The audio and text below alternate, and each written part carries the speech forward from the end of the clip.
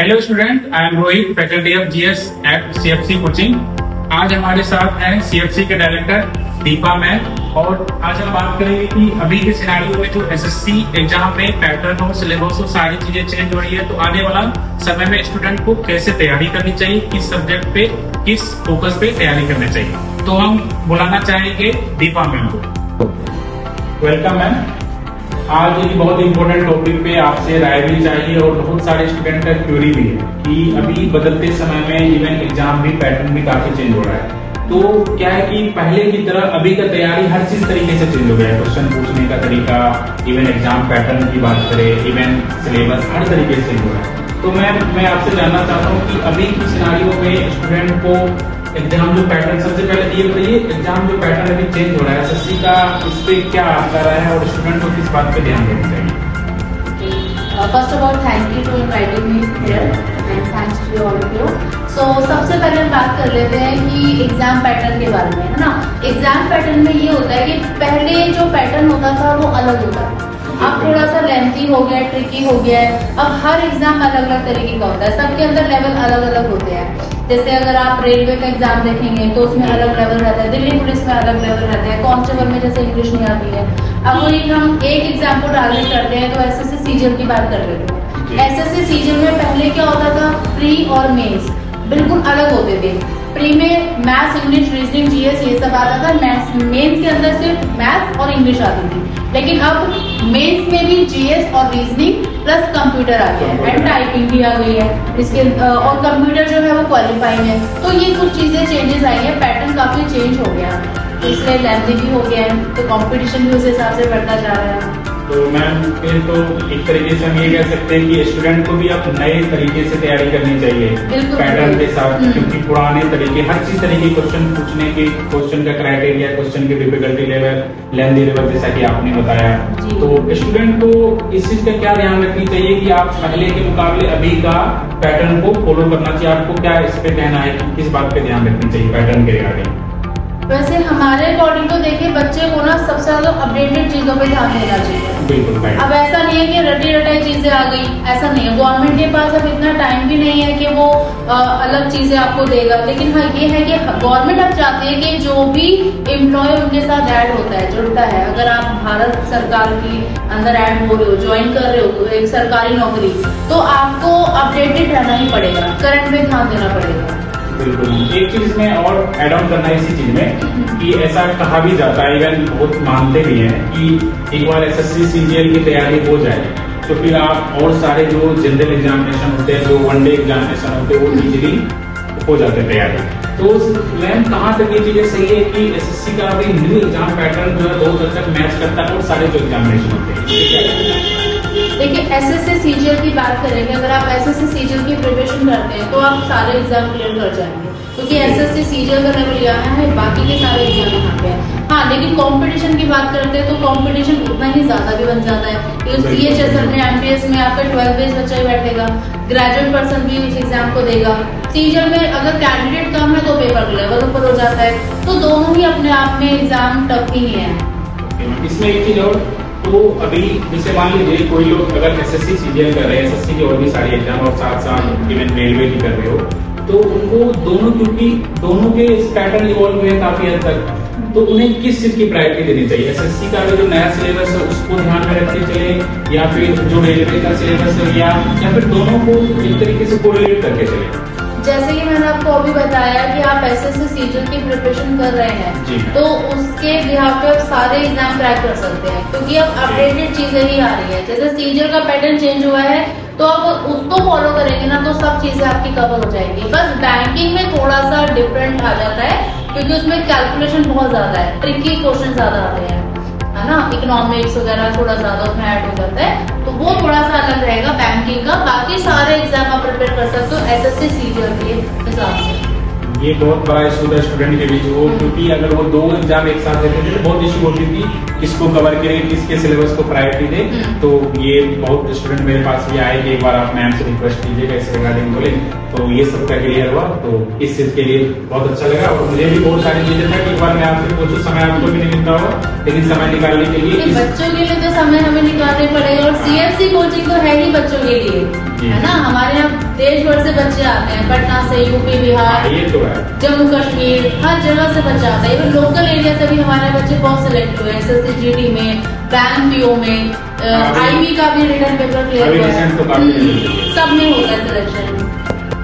तो ma'am second question ये है कि पैटर्न के साथ साथ क्वेश्चन भी चेंज हुए हैं काफी। क्वेश्चन का पूछने का तरीका हर तरीके से लेंथी जितने आ रहे हैं, तो इसमें स्टूडेंट को क्वेश्चन सोल्व करने का क्या तरीका होना चाहिए, और क्वेश्चन पहले के मुकाबले यदि क्वेश्चन का पैटर्न के साथ साथ क्वेश्चन की डिफिकल्टी लेवल इस समय क्या चेंजेस आएगा, इसको बताइए। चेंजेस बहुत ज्यादा आए हैं। आप जैसे स्टार्ट कर लेते हैं, पहले GS से बात कर लेते हैं। GS के अंदर पहले क्या रहता था, करंट अफेयर बहुत ज्यादा नहीं आता था। अब करंट अफेयर बहुत ज्यादा आ रहा है। अब ये नहीं कह सकते कि सिर्फ एक हफ्ते का करंट पूछा जा रहा है या एक महीने का। आपसे 2 साल पहले का भी करंट पूछ लेंगे, 15 दिन पहले का भी पूछ लेंगे, कहीं से कुछ भी आ सकता है। इसलिए मैं बार बार कह रही हूँ कि आपको अपडेटेड ही रहना है, अपडेटेड चीजों पे ज्यादा ध्यान देना है। और मैथ्स के लिए, रीजनिंग के लिए देखिए, मैं एक ही चीज बोलूंगी, हमारे फैकल्टीज भी सेम बात बोलते हैं कि आपके टॉपिक फिक्स है। जैसे परसेंटेज से 2 क्वेश्चन तो आने हैं, तो आएंगे ही आएंगे। आपका एडवांस हो गया, उसमें से 4-5 क्वेश्चन आएंगे ही आएंगे। आपको पता है कि इस टॉपिक से ये क्वेश्चन आएंगे, तो प्रैक्टिस आपको उसी हिसाब से करनी है। एंड रीजनिंग में क्या रहता है कि सभी, मतलब सबसे ज्यादा स्कोरिंग सब्जेक्ट रीजनिंग और मैथ को माना जाता है ना। आप जितना अपना मतलब लॉजिकल, आपको लॉजिक लगाना है रीजनिंग के अंदर, और उसके अंदर भी सेम फिक्स है कि कोडिंग डिकोडिंग से इतने क्वेश्चन आएंगे, आपका सिलोजिज्म से इतने क्वेश्चन आएंगे, ब्लड रिलेशन से 1 क्वेश्चन आएगा, 2 क्वेश्चन आएंगे। तो आप उसमें 25 में से 25 नंबर लाना पॉसिबल है, लेकिन डिपेंड करता है कि आपकी प्रैक्टिस कहाँ तक है। बिल्कुल। एक बहुत सब मेनली ये थ्योरी देखी जाती है स्टूडेंट के बीच की, जीके GS की बात करें तो बहुत सारे सब्जेक्ट है उसमें। तो क्या होता है कि कभी कभी स्टूडेंट किसी जो उनका फेवरेट सब्जेक्ट होता है उस पर ज्यादा ध्यान देते हैं, और जो उनको कभी हार्ड लगता है, जो कम इंटरेस्टेड होता है, उस पर कम देते हैं। तो जीके के जितने भी सब्जेक्ट है उस चीज को कैसे बैलेंस करके चलना चाहिए?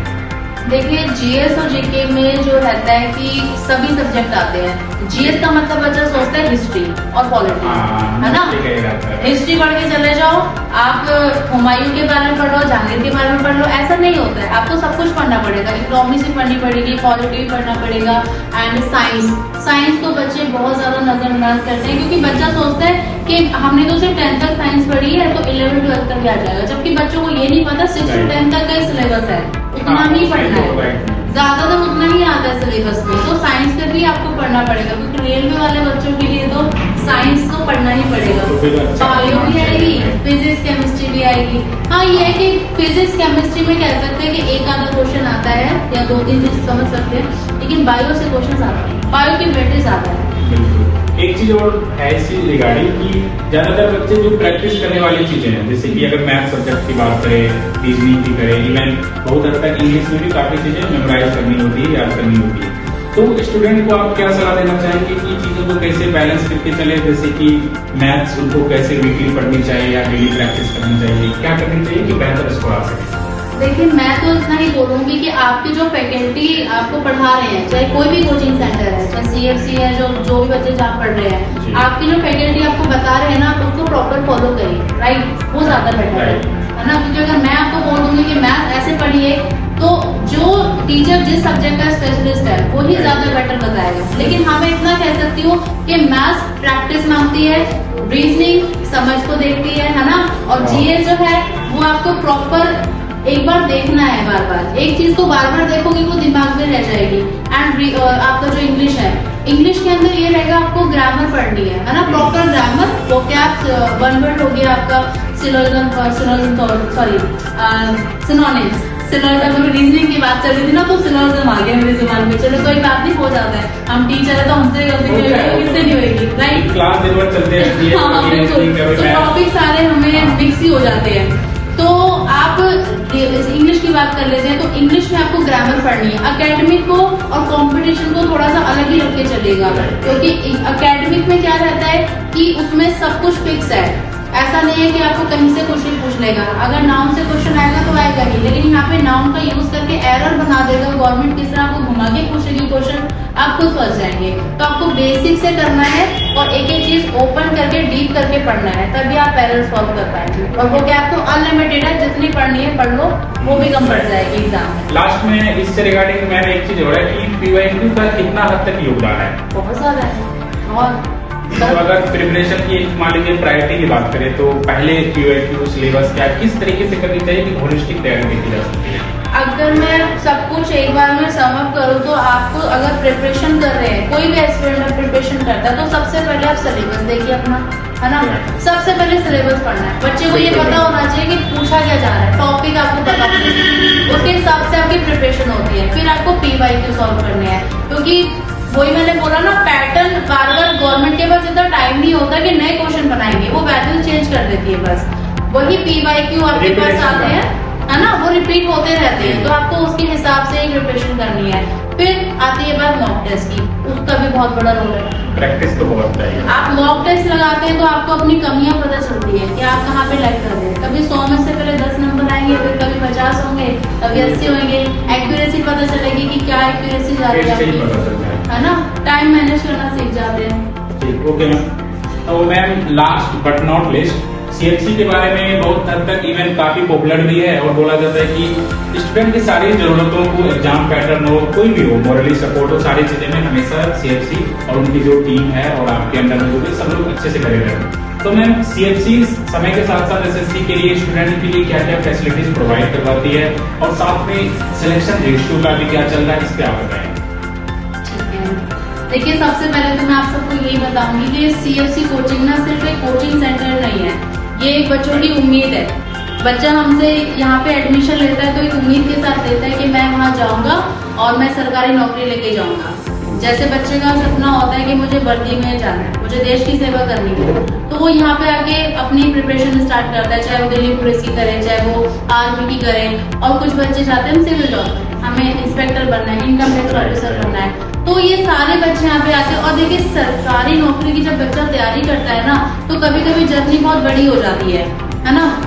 अगर आप एस्पिरेंट है तो आप समझ सकते हैं कि जो सरकारी नौकरी की तैयारी है वो काफी बड़ी हो जाती है, पेशेंस चाहिए।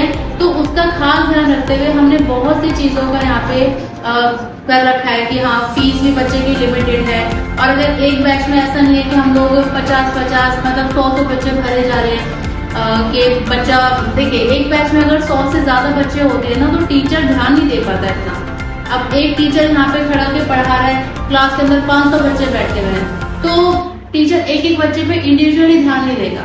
तो हम बैचेस डिवाइड कर देते हैं, ना कि एक ही बैच में बच्चे भरे जा रहे हैं, उससे रिजल्ट नहीं आएगा। सीएफसी का रिजल्ट इसलिए अच्छा है, जैसे एक बैच में 50 बच्चे बैठे हैं ना, तो उसमें 20 बच्चे तो सिलेक्ट होके ही जाते हैं। जबकि ऐसा होता है कि 500 में से एक बच्चा सिलेक्ट हो रहा है, तो उससे कंपेयर करेंगे तो यहाँ का रेशो काफी ज्यादा अच्छा है। इवन पूरी दिल्ली में सबसे अच्छा रेशो यहीं का है। अभी तो रिसेंटली ऐसा था कि मैम हर 5 से 7 दिन में एक रिजल्ट आ रहा है, 2 रिजल्ट आ रहा है, इवन सीजीएल हो, बैंक हो, आईबी का हो, बहुत हद तक बहुत सारे इवन जो स्टूडेंट आ रहे थे और मुझे लग रहा है कि उनकी खुशी और वो कहीं कहीं आपकी मेहनत और आपके अंदर में जो टीम गाइडेंस के अंदर करते हैं, आपकी मेहनत के साथ जो भी सब टीम है, सब उनका देन है। तो इवन स्टूडेंट आते हैं, उनके फैमिली भी आते हैं, तो बहुत अच्छा लगता है कि इवन मैम ने स्टूडेंट, कितने ऐसे स्टूडेंट है 6 से 7 महीने में जॉब लेके चले गए हैं। और अभी सीजीएल का जो रिजल्ट आया उसमें भी अप्रॉक्स 10+ जो रिजल्ट आया है कभी, क्योंकि यहाँ की सारी चीजों को देखते हुए देखा जाए इतने कम समय में ये एक तरह से बहुत बड़ा अचीवमेंट है। देखिए, ये सारी मेहनत हमारे फैकल्टीज की है, हमारे टीम की है, और ऐसा नहीं है कि एक ही टीचर सारे सब्जेक्ट पढ़ा रहा है। हमने हर सब्जेक्ट के लिए एक स्पेशलिस्ट को रखा हुआ है, हम टीम की तरह काम करते हैं। जैसे रोहित सर है, ये हमारे जीएस के सबसे बेस्ट टीचर है हमारे कोचिंग के, ये इकोनॉमिक्स, हिस्ट्री, पॉलिटी, ये सारे सब्जेक्ट बहुत अच्छे से पढ़ाते हैं और करंट अफेयर तो बहुत ही ज्यादा अच्छा है। इनके एग्जाम में क्वेश्चन देखने को मिलते हैं, बच्चे हमें आके बताते हैं कि मैम रोहित सर ने ये क्वेश्चन कराए थे एग्जाम में, हमें देखने को मिले हैं। बाकी साइंस के लिए भी हमारा उमर सर है, एंड मैथ्स के लिए तो बीके वर्मा सर है, जिन्होंने काफी सारे एग्जाम क्रैक करे हैं। मतलब उनका तो ये लगा लीजिए कि 50 से ज्यादा पेपर पास ही कर रहे हैं। एसएससी सीजीएल मतलब मिनी यूपीएससी बोला जाता है उसको आज की डेट में। ऐसे एग्जाम को एक बार क्रैक करने में ही बच्चे की हालत खराब हो जाती है, और सर ने 7 से 8 बार क्रैक कर रखा है, तो ये बहुत बड़ा अचीवमेंट है अपने आप में। और ऐसा टीचर आपको गाइड कर रहा है, इसने खुद ने वो पेपर काफी बार निकाला है। ये मैं बोलना चाहूंगा कि इवन सर को काफी एक्सपीरियंस है और साथ साथ आपके गाइडेंस में सारे टीचर हो, स्टूडेंट हो, सारे लोग जो मेहनत करते हैं, जो आपने सपोर्ट उनको देते हैं, इतने रिजल्ट का एक ही प्राण है आपकी मेहनत और आपकी जो सपोर्ट है। तो इसके साथ साथ अभी तो बहुत सारे टीम नहीं है हमारे पास, वो ऐसे अचानक से हुआ क्योंकि बहुत सारे स्टूडेंट की क्यूरी आ रही थी नहीं इस पे एक बार मैम से बात करके। तो फिर इसके लिए तो सबसे पहले थैंक्स मैम, इतनी सारी चीज़ों को कोऑर्डिनेट करने के लिए, कोऑपरेट करने के लिए। तो जैसा अगर आपको कुछ पूछना हो कुछ भी रिगार्डिंग से, आपको कॉन्टैक्ट नंबर भी मिल जाएंगे और साथ साथ आप कमेंट में भी पूछ सकते हैं। और हम लोग कोशिश करेंगे जब भी नेक्स्ट वीडियो आए तो और भी सारे जो हम लोग टीम मेंबर है सबके साथ आएंगे। Thank you ma'am. रोहित, मैं एक बार बोलना चाहती हूँ बच्चों से, है ना, देखिए आप दिल्ली के किसी कोने में हो चाहे भारत के किसी कोने में हो, अगर आपको किसी भी तरह की प्रॉब्लम हो रही है स्टडी को लेकर के, बच्चा कई बार मैंने जैसे बताया कि एसएससी या बैंकिंग कोई भी गवर्नमेंट एग्जाम जब प्रिपेयर करते हैं तो जर्नी थोड़ी लंबी हो जाती है, तो बच्चे को हर तरीके की प्रॉब्लम आती है। तो आपको किसी भी तरह की प्रॉब्लम आती है तो आप आगे शेयर कर सकते हैं, सीएफसी ज्वाइन करिए आप। बिल्कुल आइए। हाँ, हम हमेशा आपके साथ रहेंगे, हमारे टीचर्स भी आपके साथ हैं हमेशा। तो आप जल्दी जल्दी ज्वाइन करिए कोचिंग सेंटर और सिलेक्शन आपके साथ ही रहेगा। ओके।